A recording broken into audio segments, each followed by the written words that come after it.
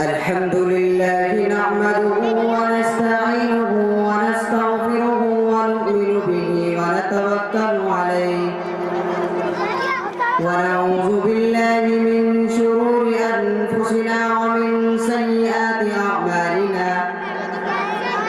من يهده الله فلا مضل له ومن يضلل فلا هادي له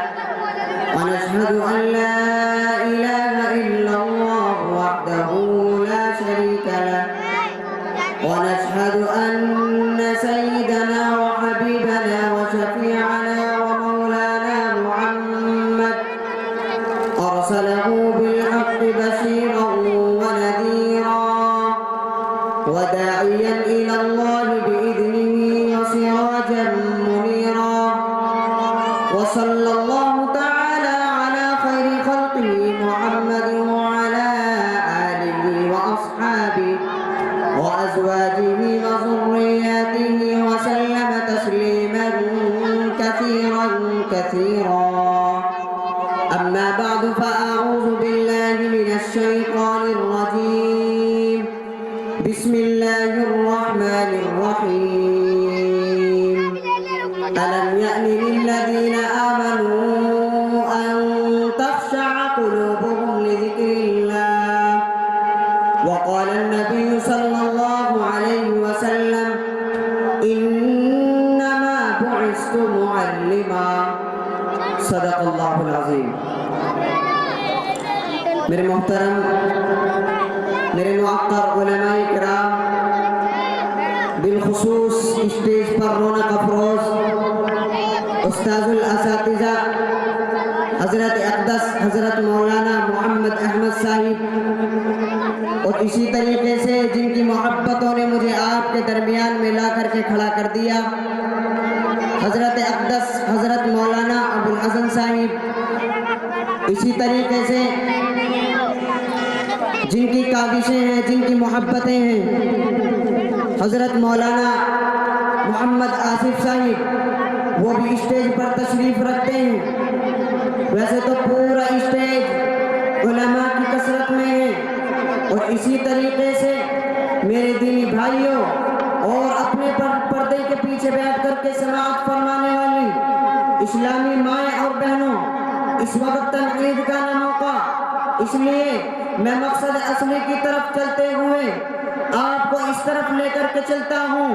کہ ذرا میں اور آپ اور اس جلسے میں آنے والے اور اس جلسے سے مستفید ہونے والے کچھ دیر کے لیے میرے ساتھ تو چلیں اور ذرا غور کریں عالم اسلام پر نظر ڈالیں پوری دنیا پر دائرانہ نظر ڈالیں اور ذرا غور کریں ذرا سروے کریں کہ آج اللہ کو ماننے والا نبی کو ماننے والا اللہ کے ایک ہونے کا دعویٰ کرنے والا اور نبی کو اپنے دل دے کر کے زندگی گزارنے والا آج اس زمین پر پریشان کیا بھی جا رہا ہے اور کچھ اپنی غلطیوں کے اعتبار سے یہ پریشان ہو بھی رہا ہے ایک تو اس کو پریشان کیا جا رہا ہے سازشوں کے اعتبار سے پلانوں کے اعتبار سے اور خود ہی اپنی غلطیوں کے اعتبار سے بھی پریشان ہے کل ملا کر کے پوری دنیا کے اندر اگر میں اور آپ دائرانہ نظر ڈالیں تو اللہ کو ماننے والا آج پریشان ہے اور مصیبت زدہ ہے اور گرا ہوا ہے آفتوں میں مشکلات میں ہر اعتبار سے اس کو پیچھے دھکیلنے کی کوششیں ہو رہی ہیں ہر اعتبار سے سماجی اعتبار سے سیاسی اعتبار سے اقتصادی اعتبار سے معاشی اعتبار سے کوئی بھی ایسا میدان نہیں کہ دنیا میں اللہ کو ماننے والا نبی کو ماننے والا دنیا کے کسی میدان میں آگے ہے ہاں میں یہ صبر کر لیتا کہ دنیا کے میدان میں آگے نہیں یہ دین کے میدان میں آگے ہے یہ اللہ کو راضی کرنے والے میدان میں آگے ہیں اس کے رات و قرآنیں بڑے مضبوط ہیں اس کی نمازیں بڑی مضبوط ہیں اس کی تہجدیں بڑی مضبوط ہیں اس کے آپس میں ہمدردیاں بڑی مضبوط ہیں گناہوں سے بچا ہوا گئے اس کے آپسی اتحاد اور اتفاق بڑے مضبوط ہیں علماء کی بڑی قدر مضبوطی کے ساتھ کرتا ہے لیکن جہاں بھی غور کرو کہیں بھی کامیاب نہیں ہے ہر جگہ صفر ہے نہ دنیا کے اعتبار سے نہ دین کے اعتبار سے، ہر میدان میں پیچھے۔ دنیا کے اعتبار سے تو دنیا والوں نے دھکیل دیا، دین کے اعتبار سے اپنی غلطیوں سے نکل گیا، یعنی کسی بھی اعتبار سے یہ کہیں بھی آگے نہیں گئے، کہیں بھی آگے نہیں گئے، ہر میدان میں پیچھے گئے۔ میرے محترم بھائی، یہ پریشانیاں آج میرا اور آپ کا مقدر بن چکی ہے، لیکن آتے ہی دل کی تسلی کے لیے بات بتاتا چلوں، میں چونکہ لمبی تفصیل کا قائل نہیں، ایک بات بتاتا چلوں، یہ پریشانیاں، یہ مشکلات، یہ مصیبتیں میرے اور آپ کے لیے نئی نہیں ہیں، بلکہ یہ پریشانیاں میرے آپ کے نصیبوں میں اس وقت سے ہیں جب تک کہ اللہ کی زمین پر اللہ کو ماننے والے اترتے تھے، اللہ کو ماننے والے اس زمین پر اتر کر اللہ کو مانتے تھے۔ آج بھی اس دین کے سامنے پریشانیاں آتی ہیں، مصیبتیں آتی ہیں۔ آج میرے محترم بھائی، اگر میں اور آپ ان پریشانیوں میں گرفتار ہیں تو یہ پریشانیاں اللہ اور اس کے رسول کے ماننے والے کے لیے یہ پریشانیاں نئی نہیں گئیں، بلکہ یہ پریشانیاں ہمیشہ سے آئی ہیں، مصیبتیں آئی ہیں، لیکن ان میں اور مجھ میں یہ فرق ہے جو علماء مجھے اور آپ کو بتلا رہے ہیں کہ وہ اپنی پریشانیوں کے حل تلاش کر کے نکل گئے تھے، اور آج میں اور آپ پریشان ہیں لیکن حل نہیں ہے میرے اور آپ کے پاس۔ پہلے لوگوں میں آج کے مجھ جیسے اور آپ کے لوگوں میں یہ فرق ہے کہ ان پر پریشانیاں آئیں، انہوں نے راستے تلاش کیے، آگے بڑھتے چلے گئے، اللہ نے کامیاب کر دیا۔ آج میرے اوپر اور آپ کے اوپر پریشانیاں تھیں، لیکن کوئی خبر نہیں، بے خبر سویا ہوا ہے، اور کوئی اس کو فکر نہیں کہ مجھے دنیا میں کامیاب ہونا ہے، اور دنیا کی کامیابی آخرت کی کامیابی ہے، نہ کہ کس چیز سے بالکل بے خبر ہے، اور پتہ نہیں کس چیز کے انتظار میں ہے، کس چیز کے انتظار میں ہے۔ میرے محترم بھائی، اگر تجھے اس چیز کا انتظار ہے کہ جب لوگ پریشان کریں گے، جب لوگ مصیبتوں میں مجھے اور آپ کو ڈال دیں گے، اللہ کے فرشتے اتر کر کے آ جائیں گے، ابابیل کا لشکر آ جائے گا، اللہ کا فرشتہ اتر کر کے میرے آپ کی مدد کرے گا، یہ اپنے دماغوں سے نکال دینا، یہ اپنے ذہنوں سے نکال دینا، کوئی مدد اللہ کی طرف سے میرے آپ کے جیسے کے لیے آنے والی نہیں ہے، کوئی ابابیل کا لشکر میرے آپ کے لیے آنے والا نہیں ہے، کیونکہ میں اور آپ اپنے پریشانیوں کا حل تلاش نہیں کر رہے ہیں، خواب غفلت میں سوئے ہوئے ہیں، اور جو خواب میں سو جاتا ہے اللہ کی مدد اس کے لیے نہیں اترتی، جو میدانوں میں اتر جاتے ہیں اللہ کی مدد ان کے ساتھ ہوتی ہے۔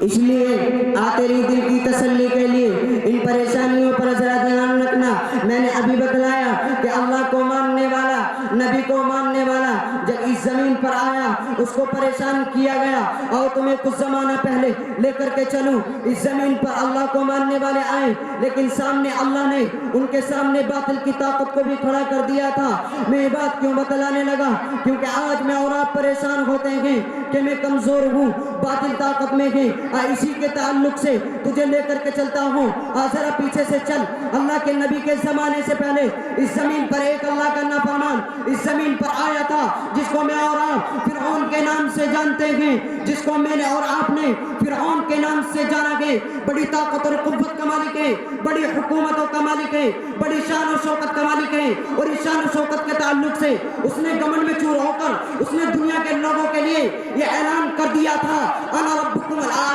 مجھے رب مان لیجئے، مجھے اعلی رب مان لیجئے۔ چنانچہ اعلان کر دیا، باطل طاقت میں گئے، اور اسی کے ساتھ حق بالکل کمزور گئے، لیکن اسی کے بالمقابل اللہ کا ایک دیوانہ حضرت موسیٰ اس زمین پر آیا، دیکھنے میں بڑا کمزور ہے، دیکھنے میں کوئی طاقت نہیں ہے، کوئی ہتھیار نہیں ہے، کوئی شان و شوکت نہیں ہے، اس پر حضرت موسیٰ خود فرعون کے گھر میں پرورش پانے والی یہ ننھی سی جان گئی۔ میں زیادہ لمبی تفصیل نہیں بتلانا یہ چاہتا ہوں کہ باطل طاقت میں گئی، اور اسی کے ساتھ اب بالکل کمزور گئے، لیکن جب یہ دونوں کے دونوں آمنے سامنے آتے ہیں، حق آمنے ہوا اور باطل سامنے ہوا، لیکن جب یہ دونوں کے دونوں آمنے سامنے آئے، او اللہ کے دیوانوں، تمہیں تو معلوم ہے کہ اللہ نے ذلیل کر کے فرعون کو غرق کر دیا اور حضرت موسیٰ کو عزت دی، حالانکہ موسیٰ فرعون کے مقابلے میں طاقت کے اعتبار سے کمزور تھے۔ آؤ آگے چلیے۔ اس زمین پر حضرت ابراہیم آئے، بالکل تنے تنہا ہیں. جس گھر کے اندر پیدا ہوئے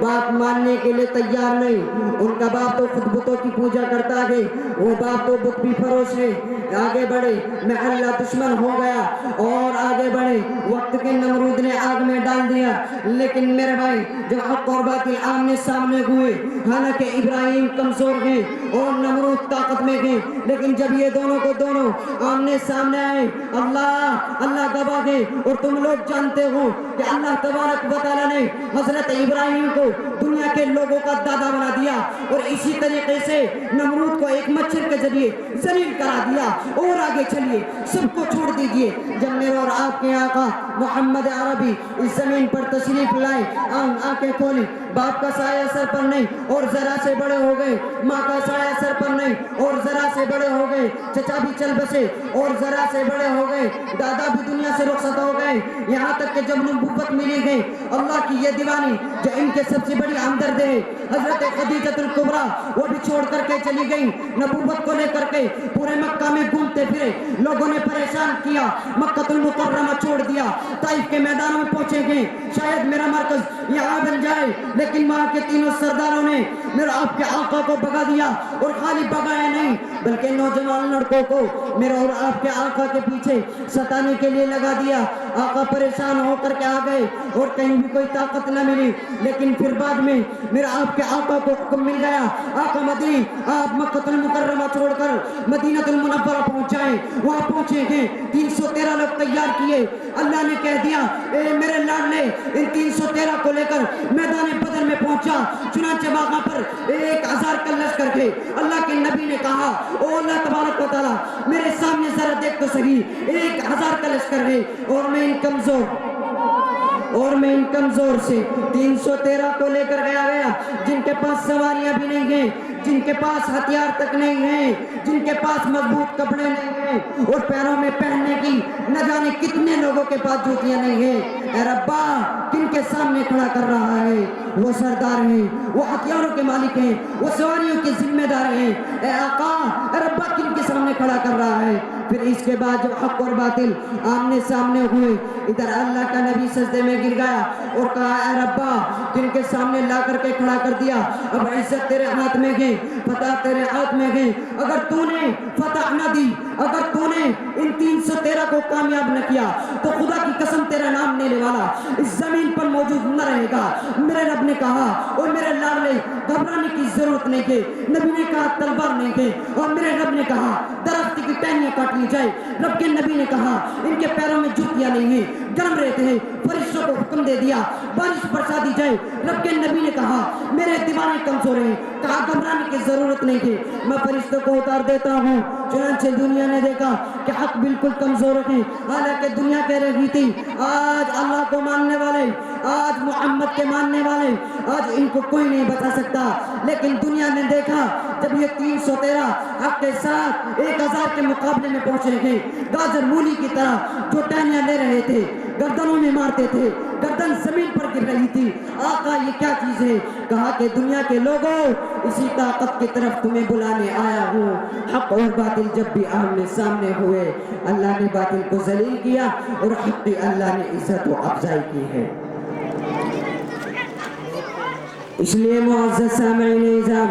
اور بالخصوص نوجوان, آج تیری اسلام کو ضرورت ہے اور خواب غفلت سے باہر آنے کی ضرورت ہے, اور اس اسلام کو مضبوط کرنے کی ضرورت ہے. تو کیا سمجھتا ہے کہ اب میں گناہوں میں ڈوب گیا, اب میں کسی کام کا نہ رہا؟ او مسلمان, اس احساس کمتری کو اپنے دل سے نکال دے. اللہ نہ جانے کب تجھ سے کیا کام لے لے, یہ اللہ کی مرضی ہے. ایک مثال دے کر اپنی بات کو ختم کر دوں. تو نے نام سنا ہوگا حضرت عبداللہ ابن مبارک کا, جانتا ہے علماء کی زبان پر یہ نام ولی کا آتا ہے اور رحمت اللہ علیہ اس کے نام پر لگایا جاتا ہے. کتابیں کہتی ہیں یہ ولیوں کا امام ہے. میں نے علماء سے معلوم کیا, اے علماء کی جماعت, مجھے ذرا یہ تو بتلاؤ یہ عبداللہ ابن مبارک کون ہے, یہ اتنا بڑا ولی کیسے بنا؟ مجھے انہوں نے بتلایا کہ یہ عبداللہ ابن مبارک ماں کی گود سے ولی نہیں ہے, یہ عبداللہ ابن مبارک آسمان سے مجاہد نہیں ہے, بلکہ یہ تو شراب کا عادی ہے, یہ تو شراب بھی پیتا ہے, یہ تو ساز بجانا بھی جانتا ہے.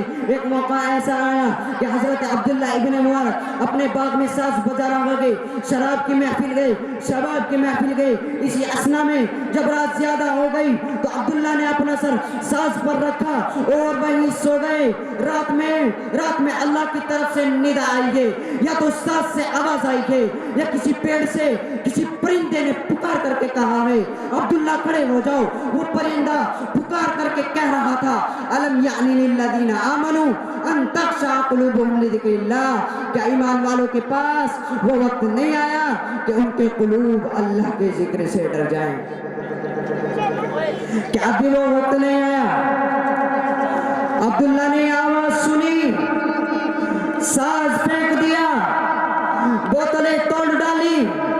اور دوڑتے ہوئے رب کے سامنے گر گئے. آنکھوں سے آنسو جاری ہو گئے اور کہنے لگے ربا وہ وقت آ گیا,